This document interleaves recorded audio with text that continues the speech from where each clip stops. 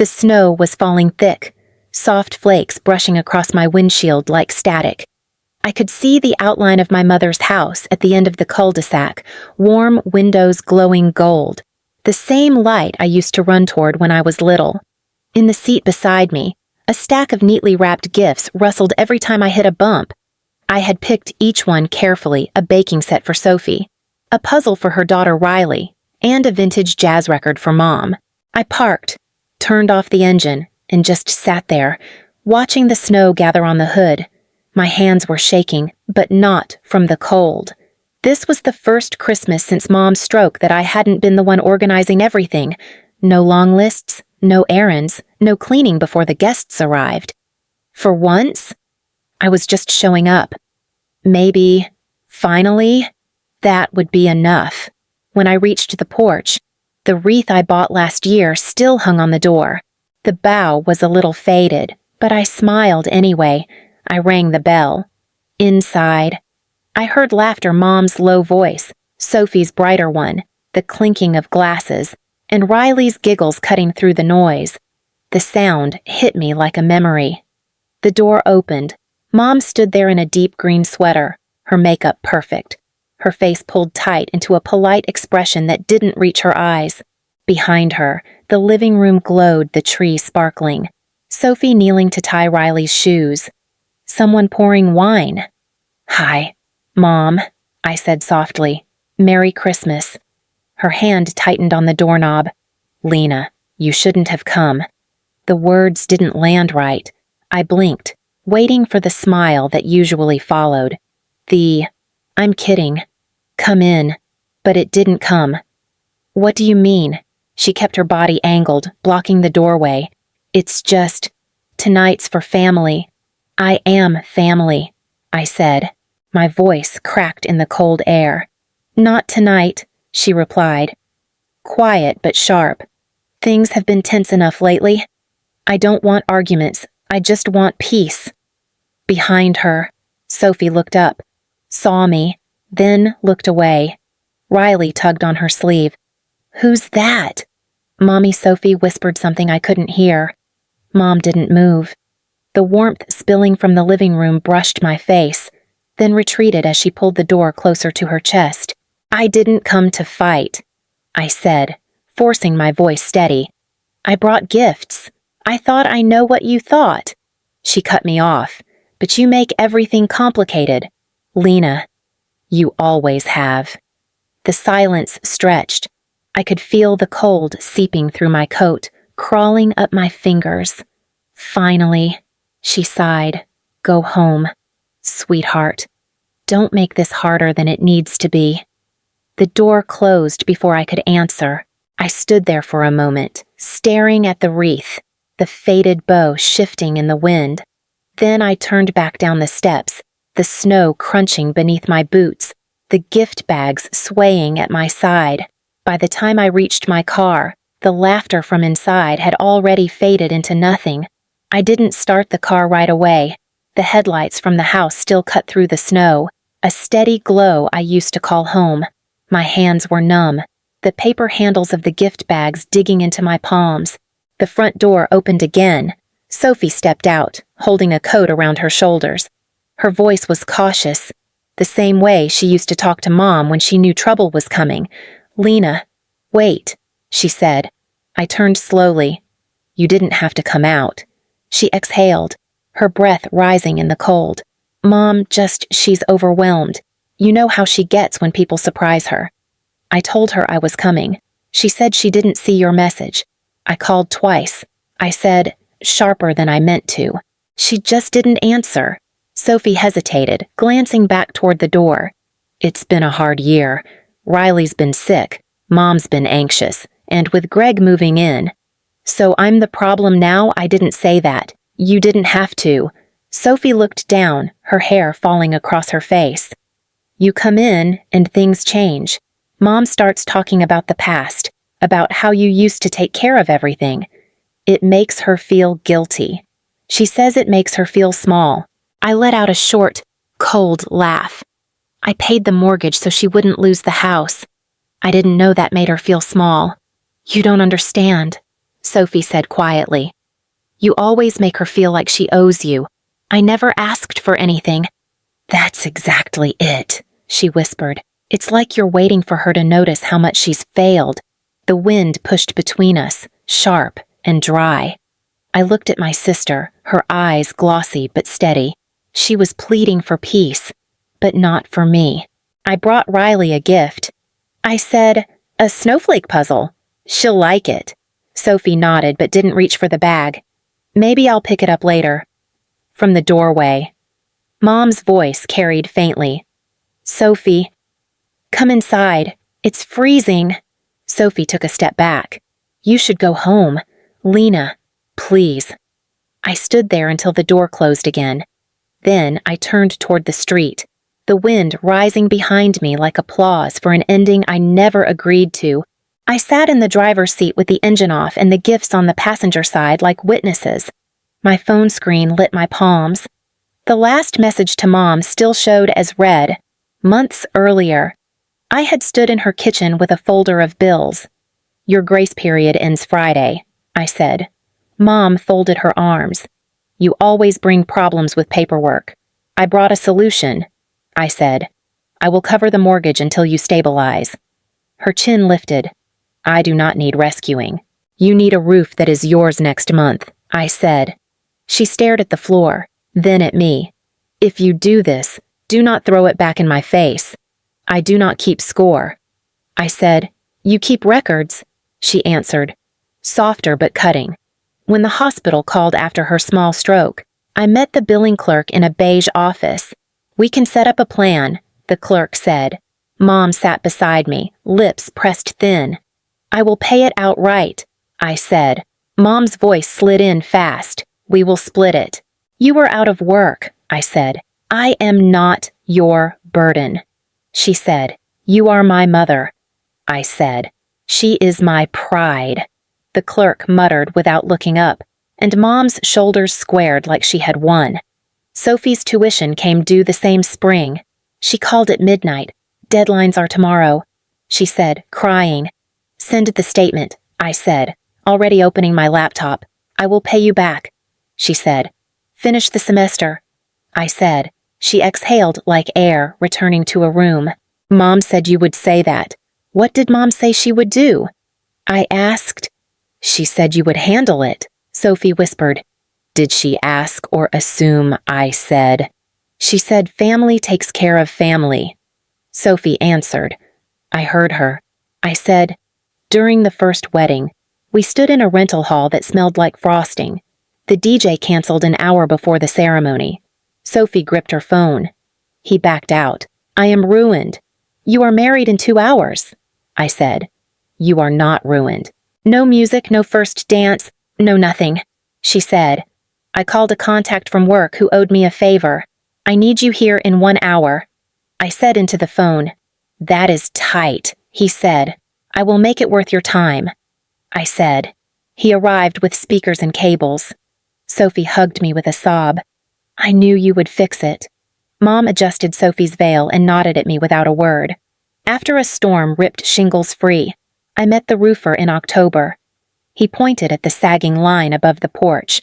You wait a season, and this leaks into the kitchen. Mom stood on the steps, sleeves rolled, watching him. We will patch it, she said. You need a replacement, the roofer said. Give us a number, I said. He wrote it down. Mom's mouth hardened.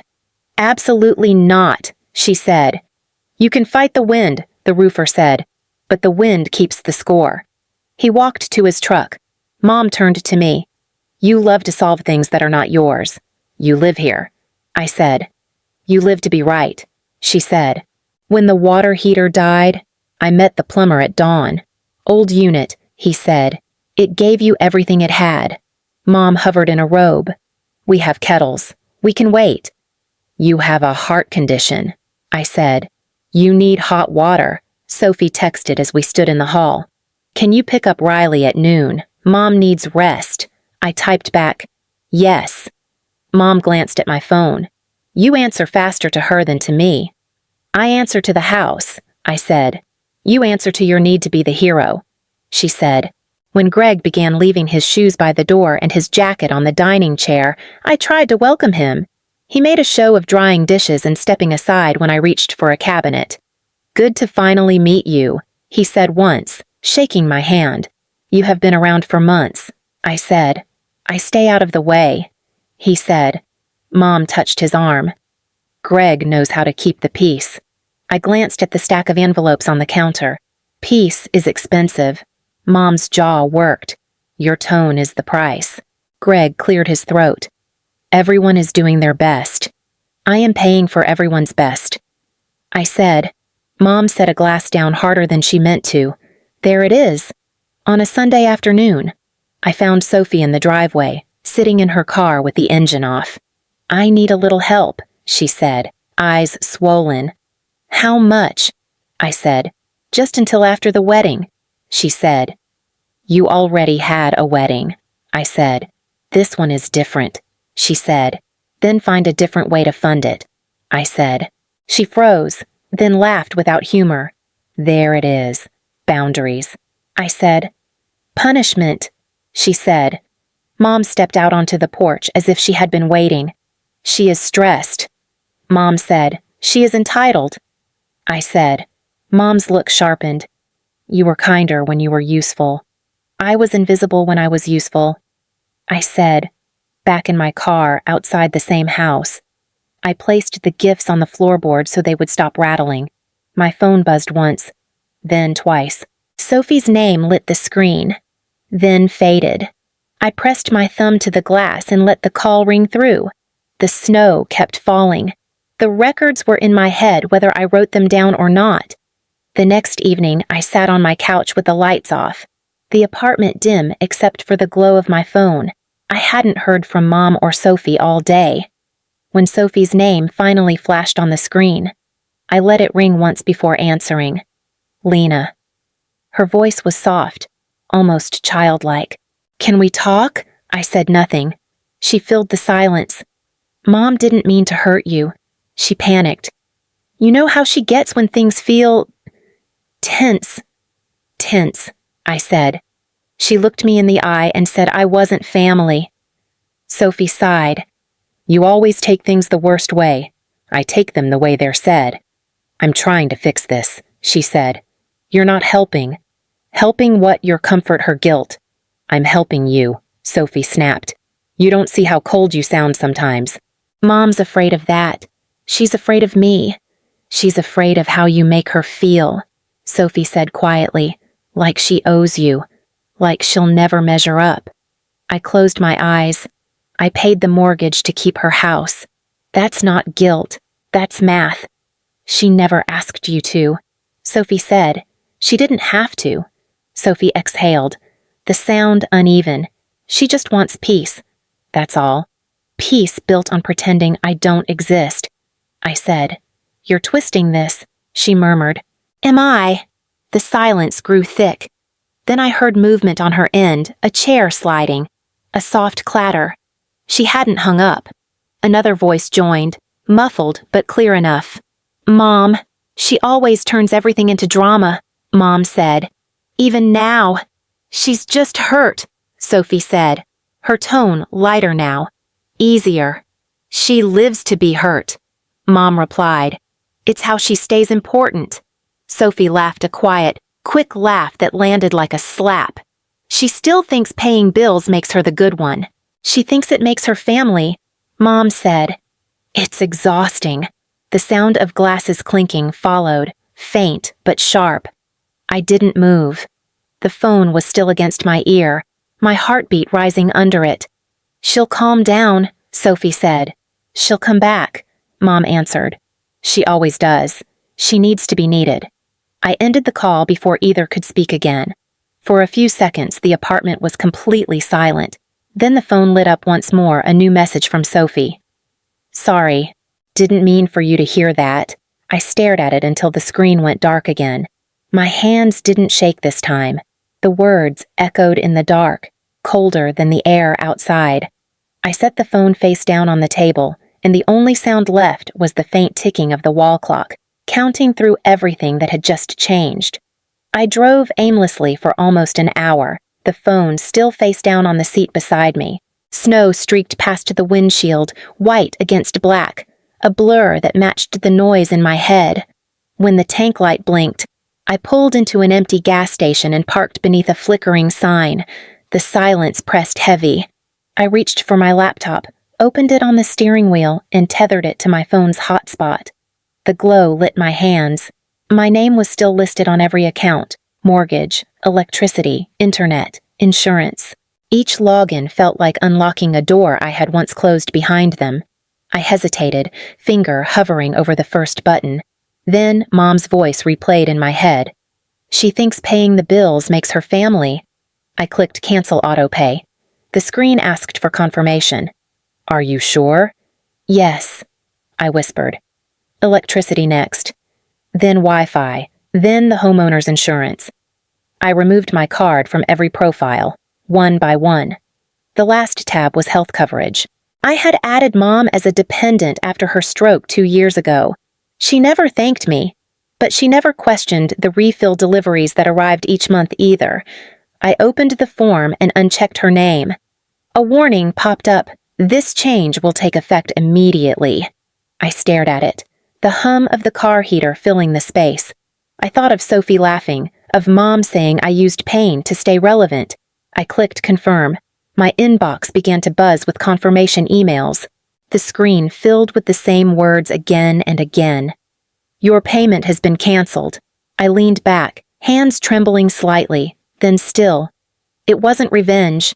It was gravity, everything finally falling where it belonged. By morning, my phone wouldn't stop vibrating. I turned it face up on the counter. The screen filled with names I knew too well. First Sophie, then Mom. Then an unknown number, probably Greg. I let every call ring through. The messages followed one after another. There's no heat in the house. The power's out. Riley's cold. You can't do this. Then Mom's voice, cracked and trembling, left on voicemail. Lena, I don't understand what you're trying to prove. We're your family. Please, this isn't you. I set the phone down. The apartment was warm, quiet. The hum of the radiator almost mocked the panic in her tone. Another call came in. I let it play on speaker. You've made your point. Mom said. You're angry. Fine. But think about Riley. She's just a child. I thought about her. I said, that's why I sent the gifts you never let her open. You don't get to throw that at me. She snapped. You think money makes you right? No. I said, but it kept your lights on. There was a pause, just breath, uneven and sharp. You're cruel, she said quietly. You always were. You hide it behind generosity, but you enjoy watching people depend on you. I stopped enjoying it when you forgot to look at me. I said. The line went silent for several seconds. Then a soft click ended the call. A new message appeared seconds later. Sophie this time. Mom's crying. You're scaring her. Please stop. We can fix this. I typed one word no and deleted it before sending. The phone kept buzzing, vibrating against the table until it finally ran out of breath. Outside, the city was frozen white. Everything slowed under the weight of snow. I watched the world move on while their voices filled the inbox I wouldn't open. Somewhere across town, that house sat dark and silent, the same way they had left me. I didn't touch the phone again. The knock came late in the afternoon, 3 sharp raps that echoed through my apartment. I didn't move at first. When it came again, slower this time, I stood and opened the door. Mom and Sophie stood in the hallway. Their faces were pale, eyes red, coats half-zipped as if they'd left in a hurry. Snow melted down their sleeves. Sophie spoke first. We shouldn't have said those things. It got out of hand. I leaned against the doorframe. You said them when you thought I couldn't hear. That's not getting out of hand. That's who you are. Mom shifted, tightening her scarf. We were angry. You overreacted. I canceled payments. I said, that's not overreacting. That's ending a job I was never hired for. Sophie's voice trembled. The house is freezing. Lena, Riley's sick. You proved your point. Now stop. I didn't do it to prove a point. I said, I did it because I finally listened to what Mom snapped, to the bitterness in your own head, to the truth in yours. I said, Mom's lips pressed together. You think this makes you powerful? Watching your own mother suffer. You shut me out of that house. I said evenly. You called it peace. Now you can live in it. She stepped closer. You've changed. I finally stopped mistaking silence for love, I said. Sophie reached forward, tears starting. Lena, please, we can fix this. Mom's sorry. Mom stiffened beside her. Don't speak for me. The air between them cracked. Sophie froze. Mom looked at me again, her voice low. You always make me feel small, even now. Standing here, I feel it. I held her gaze. If love makes you feel small, maybe it was never love. Her eyes glistened, but the pride didn't leave them. You're cruel, she whispered. No, I said, I'm done being useful. The hallway went quiet except for the sound of Sophie's uneven breathing. She looked from me to Mom, then back. She means it. Mom, she said softly. Mom turned away first, muttering something I couldn't hear. They started down the hall together, Sophie's hand on her shoulder. I closed the door before the elevator opened. The lock clicked softly. Final and calm. On the other side of the door, their voices faded into distance. Inside, I stood still until I couldn't hear them anymore. The apartment stayed silent long after they left. The faint echo of the door closing still hung in the air. I poured water into the kettle, set it on the stove, and waited for the whistle. My phone lit up on the counter. Sophie again. Are you okay? I let the screen go dark. A minute later, another message arrived. Mom's not herself. She just needs time. I typed. So do I, then erased it. When the kettle began to hum, I turned off the flame. The sound faded like their voices had. A knock followed, softer than before, just one.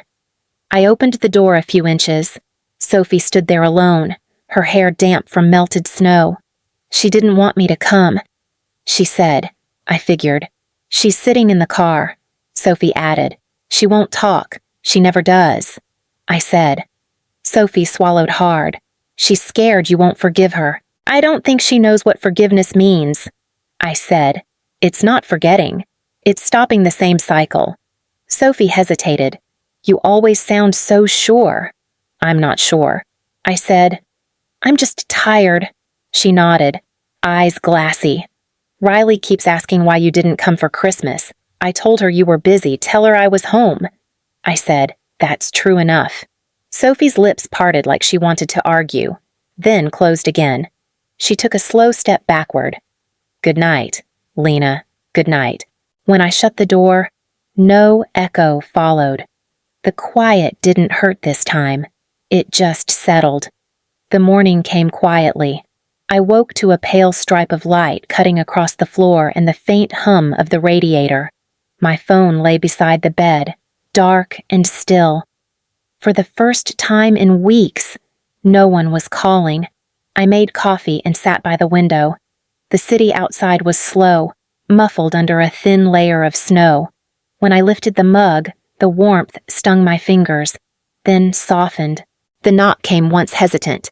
I opened the door to find Mom standing there alone. No coat, no gloves, just the same gray sweater she wore every winter. Can I come in? She asked. I stepped aside. She looked smaller somehow, shoulders pulled in, eyes rimmed red. I wanted to see you, she said. You did, I said. She glanced at the cup in my hand. You're angry. I'm awake, I said. She lowered herself into the chair across from me. I didn't mean those things. Every time you do something for me, I feel like I disappear. You disappeared long before that night, I said. She winced. I thought I was protecting myself. From what? From needing you, she said. I leaned forward.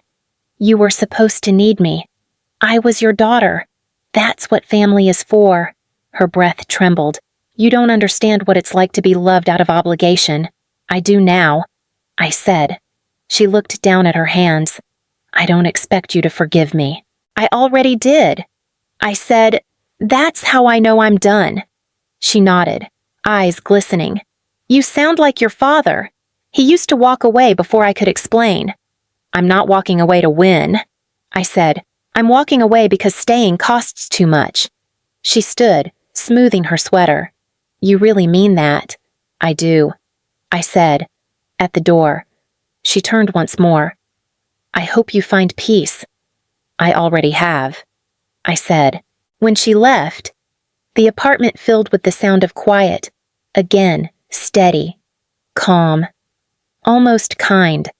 I finished my coffee, watching the steam fade into the cold air, and let the silence stay.